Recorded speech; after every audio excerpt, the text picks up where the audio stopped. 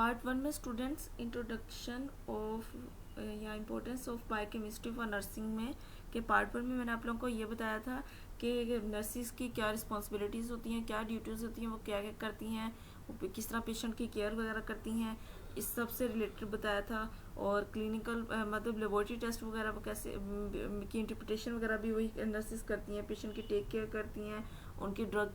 से related information सारी उनको एजुकेट किया जाता है कि किस पोटेंसी की ड्रग पेशेंट को उन्होंने देनी है। मींस के पेशेंट की जो ड्रग की पोटेंसी होती है वो उन पर डिपेंड करती है। लास्ट जो हम पार्ट 1 में डिस्कस कर रहे थे वो यही एलर्जी से रिलेटेड कर रहे थे कि इन केस के एस्थमा का कोई पेशेंट आ जाता है और सीवियर एलर्जिक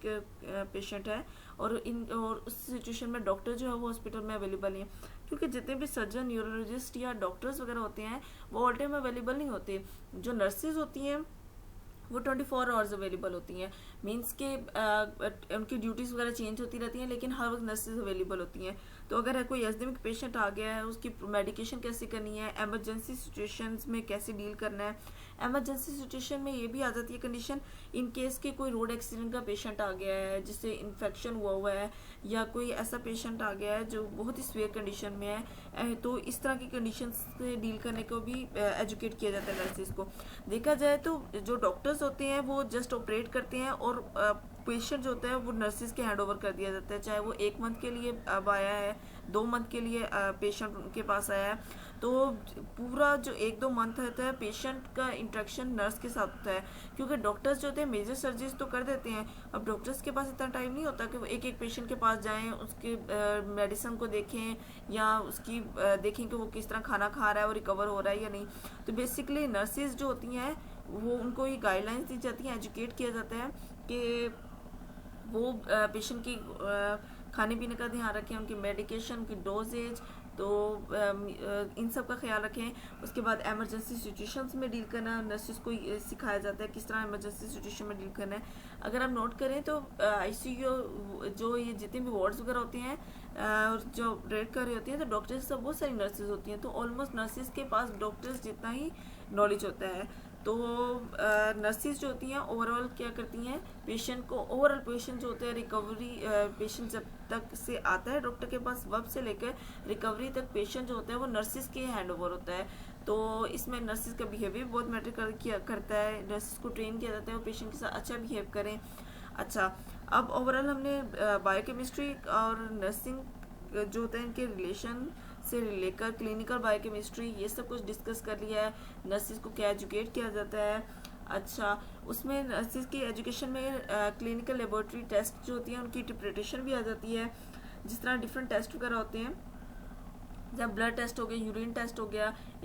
अब नर्सिस का काम क्या होता है, सपोज करें एक ब्लड टेस्ट है तो सबसे पहले नर्सिस का काम क्या होगा, वो ब्लड की सैंपल जो होगा ब्लड का वो कौन कलेक्ट करेगा, नर्स कलेक्ट करेगी। फिर उसकी सैंपल की स्टोरेज बहुत इंपॉर्टेंट होती है, ब्लड जो होता है आपको पता है वो बहुत जल्दी जाता है। उसके बाद सैंपल की प्रिजर्वेशन के ब्लड कंटेमिनेट ना हो जाए, जो भी सैंपल ये कंटेमिनेट ना हो जाए। फिर सैंपल को अगर तो उस हॉस्पिटल में ही लेबोरेटरी है तो कोई मसला नहीं है, लेकिन अगर उस हॉस्पिटल में लेबोरेटरी की अवेलेबिलिटी नहीं है तो उस सैंपल को ट्रांसपोर्ट भी करना पड़ता है। तो ये सब कुछ जो होता है फोरेंसिक केमिस्ट तक, मीन्स जो केमिस्ट होते हैं, मेडिकल केमिस्ट जो होते हैं, उनके पास जाने तक जो सैंपल को लेना, स्टोर करना, प्रिजर्व करना, ये सब कुछ जो होते हैं वो नर्सिस की रिस्पॉन्सिबिलिटीज़ होती हैं। इसीलिए बायोकेमिस्ट्री में नर्सिंग का बहुत इम्पोर्टेंट रोल है, क्योंकि इसमें बायोकेमिस्ट्री आ जाती है कि जितनी भी ड्रग्स होती हैं उनकी अगर कोई रिएक्ट कर गया पेशेंट को तो पेशेंट को किस तरह से डील करना है। इसके अलावा जो लेबोरेटरी टेस्ट की इंटरप्रिटेशन होती है, जैसे यूरिन टेस्ट हो गया और इस तरह के डिफरेंट टेस्ट हो गए, तो ये सब के टेस्ट जो होती हैं इनकी इंटरप्रिटेशन भी नर्सिस की रिस्पॉन्सिबिलिटी में आ जाती हैं। उसके बाद जिस तरह नर्सिस की डिफरेंट हमने पढ़ा है कि क्या क्या एजुकेशन दी जाती है पेशेंट को, खुराक से रिलेटेड, मेडिकल क्लिनिकल कंडीशन से रिलेटेड, मींस इसमें क्लिनिकल बायोकेमिस्ट्री आ जाती है। उसके बाद वो सैंपल को कलेक्ट करना, स्टोर करना, ट्रांसपोर्ट करना, ये सब भी नर्सिस की रिस्पॉन्सिबिलिटीज़ में आ जाता है। इस तरह एक और चीज़ आती है कि जब सैंपल को नर्सिस कलेक्ट कर रही होती हैं तो टाइमिंग बहुत मैटर करती है, कि टाइमिंग से रिलेटेड ये चीज़ भी आ जाती है कि जैसे ब्लड टेस्ट है तो उसमें ब्लड का सैंपल जल्दी से लेकर उसे जल्दी से स्टोर कर लिया जाए, कहीं ब्लड क्लॉट ना हो जाए या ब्लड जम ना जाए, इस तरह की सिचुएशन हो जाए। लास्ट पे एक चीज़ जो नर्सिस की रिस्पॉन्सिबिलिटीज़ आपने देखी हैं, कितनी ज़्यादा रिस्पॉन्सिबिलिटीज़ होती हैं। डॉक्टर तो सर्जरी करके हैंड ओवर कर देता है नर्स को, बाकी सारी रिस्पॉन्सिबिलिटीज़ नर्सिस की होती हैं। तो इसमें एक और रिस्पॉन्सिबिलिटी भी आती है कि आपको पता है जब भी किसी भी हॉस्पिटल में जब पेशेंट को लाया जाता है उसके कुछ फॉर्म्स होते हैं, टर्म एंड कंडीशंस होती हैं, उनसे साइंस करवाए जाते हैं, फॉर्म्स को फिल किया जाता है। तो उसमें पेशेंट की हिस्ट्री आ जाती है, करंट क्लिनिकल कंडीशन आ जाती है कि अभी वो कैसा है, उसके बाद उसकी टाइप ऑफ सैंपल्स आ जाते हैं, अगर सैंपल्स वगैरह होती हैं कि टेस्टिंग वगैरह होनी है तो ओवरऑल देखा जाए तो सैंपल कलेक्शन से लेके पेशेंट के फॉर्म्स और उनकी हिस्ट्रीज, क्लिनिकल कंडीशन प्रेजेंट क्या है, और जब पेशेंट ने हॉस्पिटल को छोड़ा है